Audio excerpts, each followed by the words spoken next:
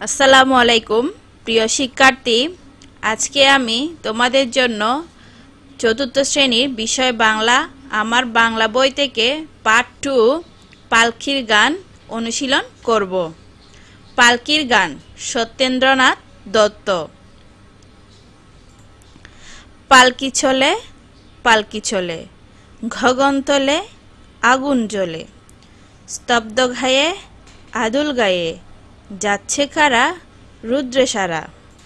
ময়রা মুদি চক্ষু মুদি, পাটায় বসে ডুলছে কষে, দুধের ছাছি চুষছে মাছি, উঠছে কতক ভনবনিয়ে, আসছে কারা হনহনিয়ে। হাটের শেষে রুক্ষ বেশে, ঠিক দুপুরে দায় হাঁটুরে, কুকুরগুলো চুকছে দুলো, দুঃখছে কেহ ক্লান্ত দেহ। গঙ্গা ফড়িং লাপিয়ে চলে, বাদের দিকে সূর্য ডলে।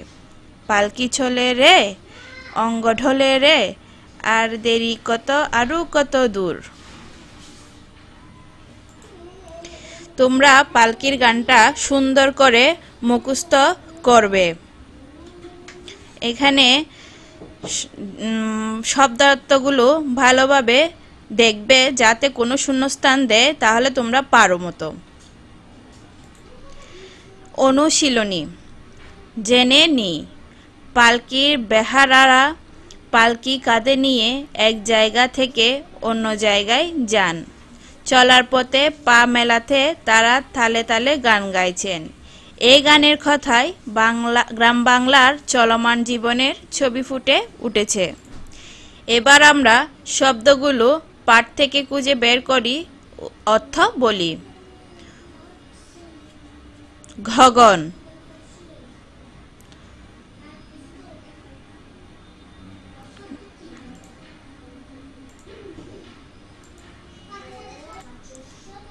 এখন আমি শব্দগুলো পালকির গান পাঠ থেকে খুঁজে বের করে নিলাম। এখন তোমরা খাতায় লিপিবদ্ধ করো, যাতে আমার সাথে সাথে এর অর্থগুলো লিখতে পারো। গগন, আদুল, পাটা, ভনবনিয়ে, কষে, হাঁটুরে, ধুকছে, অঙ্গ, স্তব্ধ, দায়, চুষছে। এই যে গগন বের করে নিলাম, আদুল, পাটায়, কষে, ভনবনিয়ে, চুষছে, এইগুলো তোমরা পাঠ থেকে বের করে খুঁজে বের করে নিবে। গগন শব্দের অর্থ হচ্ছে আকাশ।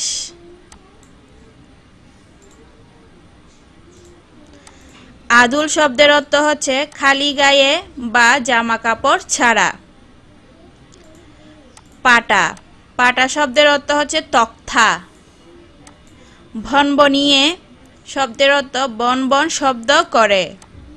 কষে, কষে শব্দের অর্থ জুড়ে। হাঁটুরে, হাঁটুরে শব্দের অর্থ জিনিসপত্র বেচাকেনার জন্য যে হাটে যায়। দুঃখছে, দুঃখছে শব্দের অর্থ হাঁপাচ্ছে। অঙ্গ, অঙ্গ শব্দের অর্থ দেহ শরীরের অংশ। স্তব্ধ, স্তব্ধ শব্দের অর্থ নীরব। দায়, দায় শব্দের অর্থ ছুটে। চুষছে, এখানে দায় অর্থ ছুটে। এখানে ছুটে হচ্ছে যে কোনো কিছুর উদ্দেশ্যে যাওয়া বা চলা, এটাকেই ছুটে বলেছে। চুষছে, তরল পদার্থ টেনে নেওয়া। আমি আবারও বলছি, গগন শব্দের অর্থ হচ্ছে আকাশ। আদুল শব্দের অর্থ খালি গায়ে বা জামা কাপড় ছাড়া। পাটা শব্দের অর্থ তক্তা। বনবনিয়ে শব্দের অর্থ ভনবন শব্দ করে। কষে, কষে শব্দের অর্থ জুড়ে। হাঁটুরে, হাঁটুরে শব্দের অর্থ জিনিসপত্র বেচাকেনার জন্য যে হাটে যায়। দুঃখছে, দুঃখছে শব্দের অর্থ হাঁপাচ্ছে। অঙ্গ, অঙ্গ শব্দের অর্থ দেহ শরীরের অংশ। স্তব্ধ, স্তব্ধ শব্দের অর্থ নীরব। দায়, দায় শব্দের অর্থ ছুটে। চুষছে, চুষছে শব্দের অর্থ তরল পদার্থ টেনে নেওয়া। 3 নাম্বার হচ্ছে ঘরের ভিতরের শব্দগুলো খালি জায়গায় বসিয়ে বাক্য তৈরি করি। ক, সকালে পূর্ব গগনে সূর্য উঠে। গগন বলতে আকাশে, আকাশকে বুঝিয়েছে। খ, শিশুরা বাড়ির উঠানে আদুল গায়ে খেলা করছে। আদুল গায়ে অর্থ জামা কাপড় ছাড়া। ঘ, পাটার উপর বসে দোকানদার জিনিস বিক্রি করছেন। পাটা মানে এখানে পাটা বোঝানো হয়েছে তক্তাকে, মানে তক্তার উপর বসে দোকানদার জিনিস বিক্রি করছেন। ঘ নাম্বার হচ্ছে ময়রা মনের আনন্দে মিষ্টি বানাচ্ছেন। ময়রা মানে হচ্ছে যারা মিষ্টি বানায় তাদেরকে ময়রা বলা হয়। হাটের শেষে হাটুরেরা বাড়ি ফিরছেন। ও নাম্বার হাটের শেষে হাটুরেরা বাড়ি ফিরছেন। হাটুরেরা বলতে এখানে যারা হাটে জিনিসপত্র বিক্রি করেন তাদেরকে বোঝানো হয়েছে। খোকা দুধের ছাঁচি খেতে ভালোবাসে। ছ, পালকি চড়ে বউ নাওরে যান।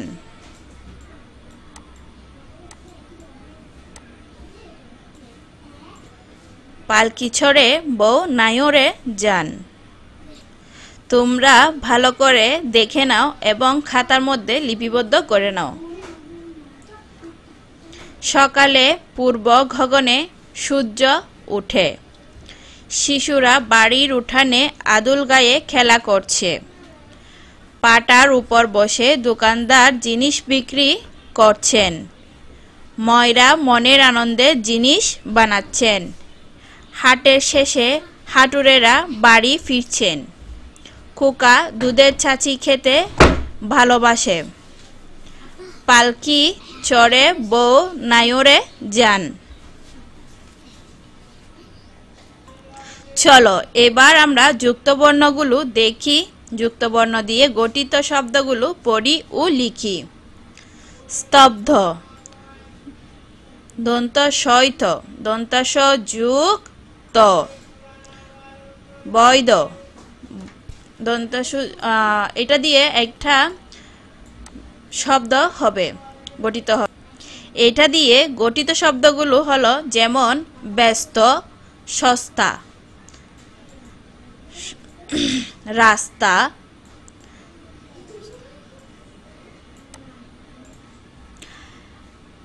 আস্তা। তারপর হচ্ছে বৈধ, ব যুগ দ। এটা দিয়ে গঠিত শব্দ হচ্ছে লব্ধ, ক্ষুব্ধ, স্তব্ধ। পরেরটা হচ্ছে রৌদ্র, দ যুগ রফলা। এটা দিয়ে গঠিত শব্দ হচ্ছে নিদ্রা, ভদ্র, আর্দ্র, ক্লান্ত। ক যুগ ল সমান কইল।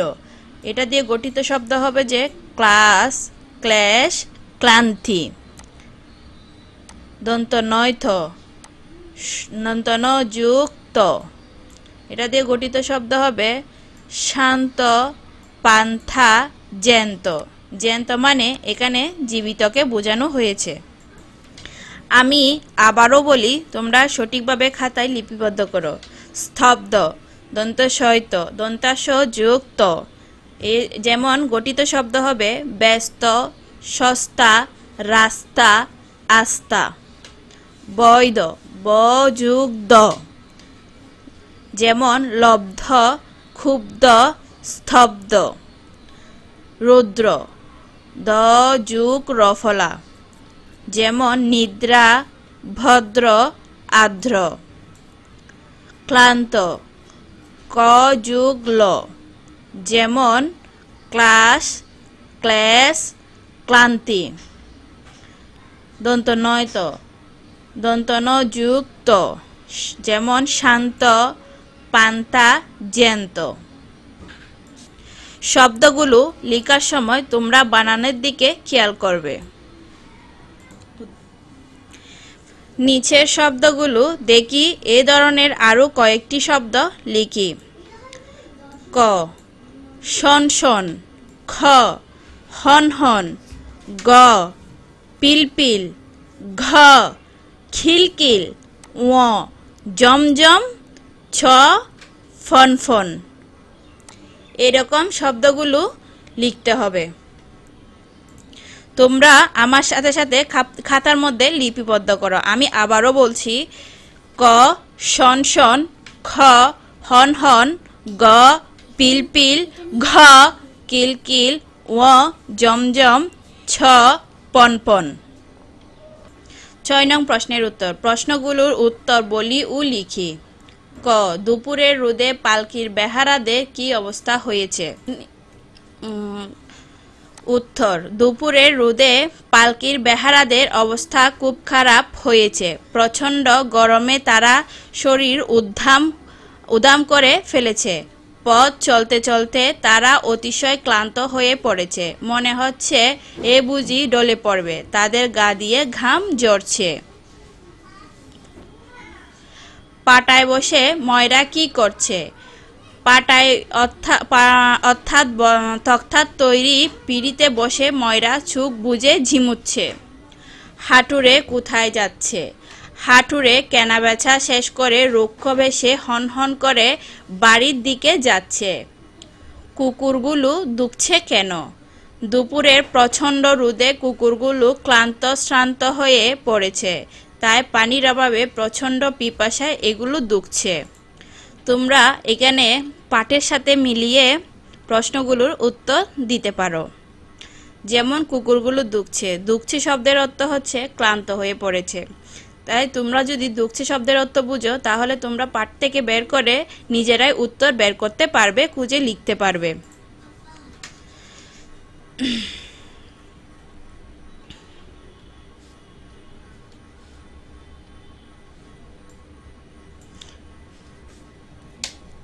কুকুরগুলো শুকছে ধুলু, দুঃখছে কেহ ক্লান্ত দেহ। এখান থেকে তোমরা যদি এই চরণটা বুঝো, তাহলে তোমরা নিজেরাই উত্তর খুঁজে বের করে লিখতে পারবে। হাঁটুরেরা কোথায় যাচ্ছেন? এটা আমরা পাঠ থেকে খুঁজে বের করি। চলো। হাটের শেষে রুক্ষ বেশে, ঠিক দুপুরে দায় হাঁটুরে। এখানে হাটের শেষে বলতে হাট মানে হাটের বেচাকেনার পর হাঁটুরেরা বাড়ির উদ্দেশ্যে রওনা দিচ্ছে, সেটাই উত্তর হবে। এটা তোমরা বইয়ের থেকে। হাটের শেষে রুক্ষ বেশে, ঠিক দুপুরে দায় হাঁটুরে, এটার অর্থ আমি আরেকটু বুঝিয়ে দিই। হাটের শেষে মানে হাটের বেচাকেনা শেষে, রুক্ষ বেশে মানে খসখসে বা কঠোর বেশে, এলোমেলো ভেসে আর কি। ঠিক দুপুরে, ঠিক দুপুরে মানে প্রখর রুদ্রে। দায় হাঁটুরে, দায় হাঁটুরে মানে হাঁটুরেরা চলে যাচ্ছে বাড়ির উদ্দেশ্যে। পাটায় বসে ময়রা কি করছেন? এটাও আমরা পাঠ থেকে উত্তরটা খুঁজে বের করি।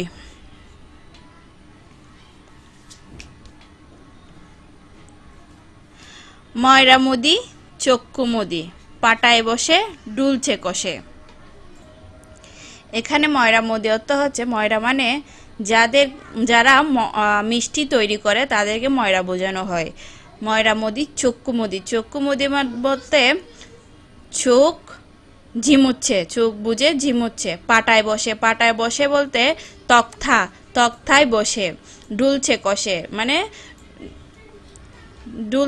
মানে বেশি ডুলছে। এর উত্তরটা হবে এভাবে যে ময়রা মুদি তক্তায় বসে ঝিমুচ্ছে এবং ডুলছে। 7 নাম্বার প্রশ্ন হচ্ছে, বই দেখে ছন্দের তালে তালে কবিতাটি বারবার পড়ি। তোমরাও আমার সাথে পড়তে থাকো। পালকির গান, সত্যেন্দ্রনাথ দত্ত। পালকি চলে, পালকি চলে, গগন তলে আগুন জ্বলে, স্তব্ধ গায়ে আদুল গায়ে, যাচ্ছে কারা রুদ্রসারা, ময়রা মুদি চক্ষু মুদি, পাটায় বসে ডুলছে কষে, দুধের ছাছি চুষছে মাছি, উঠছে কতক ভনবনিয়ে, আসছে কারা হনহনিয়ে। হাটের শেষে রুক্ষ বেশে, ঠিক দুপুরে দায় হাঁটুরে, কুকুরগুলো চুকছে দুলু, দুঃখছে কেহ ক্লান্ত দেহ। গঙ্গা ফড়িং লাফিয়ে চলে বাদের দিকে সূর্য ডুলে পালকি চলে রে পালকি অঙ্গ ঢলে রে আর দেরি কত আরো কত দূর। ৮ নাম্বার প্রশ্ন, কবিতাটি না দেখে আবৃত্তি করি। চলো আমরা সত্যি সত্যি এটা না দেখে আবৃত্তি করি। পালকির গান, সত্যেন্দ্রনাথ দত্ত। পালকি চলে গগনতলে আগুন জ্বলে, স্তব্ধ গায়ে আদুল গায়ে যাচ্ছে খারা রুদ্রে সারা, ময়রা মোদি চক্ষু মুদি পাঠাই বসে ডুলছে কষে, দুধের ছাঁচি চুষছে মাছি, উড়ছে কথক ভনভনিয়ে, আসছে কারা হনহনিয়ে। হাটের শেষে রুক্ষ বেশে ঠিক দুপুরে দায় হাঁটুরে, কুকুরগুলো চুকসে দুলু দুঃখছে কেহ ক্লান্ত দেহ, গঙ্গা ফড়িং লাপিয়ে চলে বাঁধের দিকে সূর্য ডুলে, পালকি চলে রে অঙ্গ ঢলে রে আর দেরি কত আরো কত দূর। ৯ নম্বর প্রশ্ন, কর্ম অনুশীলন। পালকির গান কবিতার অনুকরণে আমি একটি ছড়া বা কবিতা লেখার চেষ্টা করি। চলার সুর, নিশির পাখি ঢাকে হাটে চলে রাখে, কিষান মাঠে যায় সোনার ফসল চায়, সকাল বয়ে যায় সূর্য পশ্চিমে দেয়, নদীর ঢেউ দুলে তরি স্রোতে চলে, প্রতীক হাটে স্বপ্ন সাথে। অতিরিক্ত প্রশ্ন ও উত্তর, কিছু প্রশ্ন তোমরা এখান থেকে জেনে নিতে পারো। ১. মাছিগুলো কি করছে? উত্তর, কিছু মাছি দুধের ছাঁচি চুষছে আর কিছু মাছি বনবন করে উঠছে। দুধের ছাঁচি বলতে দুধের তৈরি খাদ্যকে বোঝানো হয়েছে। ২. যখন পালকি চলছিল তখন প্রকৃতি কেমন ছিল? দুপুরের রোদে যখন পালকি চলছিল তখন প্রকৃতি এতটাই রুক্ষ ছিল যে মনে হচ্ছিল যেন আকাশের নিচে আগুন জ্বলছে। ৩. কবি সত্যেন্দ্রনাথ দত্তকে কেন ছন্দের জাদুকর বলা হয়? তার কবিতায় ছন্দের কারুকাজ, শব্দ ও ভাষা ব্যবহারের কৃতিত্বের জন্য তাকে ছন্দের জাদুকর বলা হয়। পালকির গান কবিতাটি সত্যেন্দ্রনাথ দত্তের কোন কাব্যগ্রন্থ থেকে নেওয়া হয়েছে? সত্যেন্দ্রনাথ দত্তের অন্যতম কাব্যগ্রন্থ কুহু ও কেখা থেকে নেওয়া হয়েছে। ময়রা মুদি দোকানি তক্তায় বসে দুলছিল কেন? দুপুরের প্রচণ্ড রোদে গায়ের পরিবেশ উত্তপ্ত ছিল, মনে হচ্ছিল যেন আকাশের নিচে আগুন ধরে গেছে। গায়ের লোকজন গরমে খালি গায়ে চলছিল এবং ময়রা মুদি দোকানদারও প্রচণ্ড গরমে ক্লান্ত দেহ নিয়ে তক্তায় বসে দুলছিল।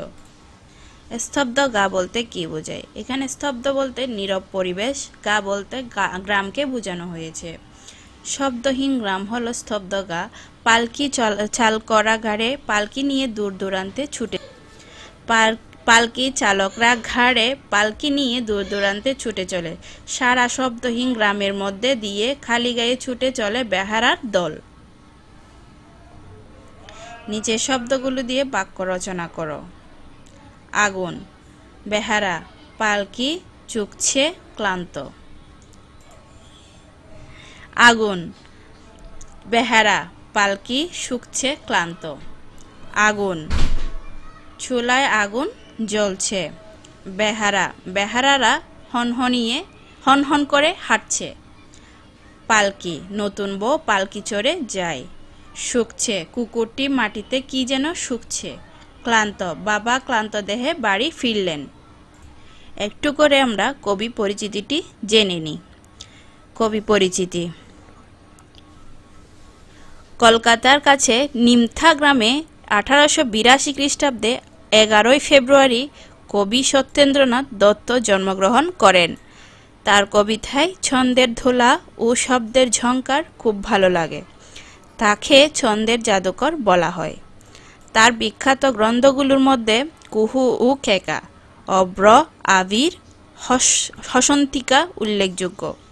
পালকির গান কবিতাটি কুহু ও কেকা কাব্যগ্রন্থ থেকে নেওয়া হয়েছে। মাত্র 40 বছর বয়সে 1922 খ্রিস্টাব্দে 25শে জুন কবি মৃত্যুবরণ করেন। এই কবি পরিচিতি থেকে তোমরা অনেকগুলো প্রশ্নের উত্তর পাবে, যেমন সত্যেন্দ্রনাথ দত্তকে ছন্দের জাদুঘর বলা হয় কেন? এবং পালকির গানটি কোন কোন গ্রন্থ থেকে নেওয়া হয়েছে। যেমন কুহু ও কেকা, অব্র আবির, হসন্তিকা উল্লেখযোগ্য। পালকির গান বিখ্যাত কাব্যগ্রন্থ কুহু ও কেকা থেকে নেওয়া হয়েছে।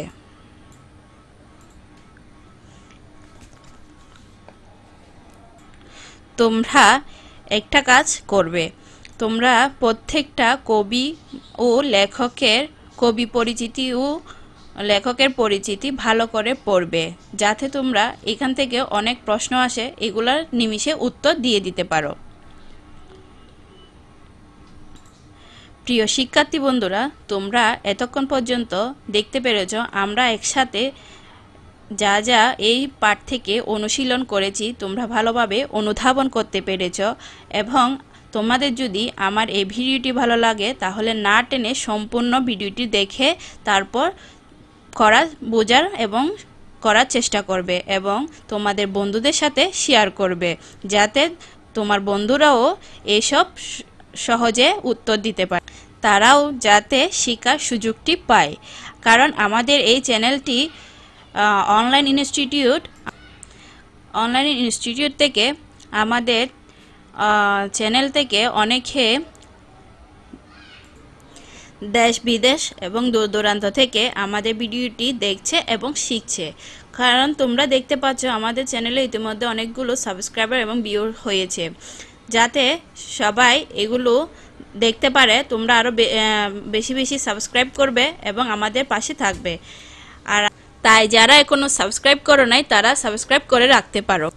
আমাদের চ্যানেলে অনেক অভিজ্ঞ শিক্ষকগণ ক্লাস নিয়ে থাকেন। আমাদের এই ক্লাসগুলো বৈজ্ঞানিকভাবে অনুধাবন করে ক্লাস নেওয়া হয়ে থাকে, বিশ্লেষণ করে ক্লাস নেওয়া হয়ে থাকে, যাতে শিক্ষার্থীরা খুব সহজে শিখতে পারে। ধন্যবাদ সবাইকে, দেখা হবে পরবর্তী ভিডিওতে।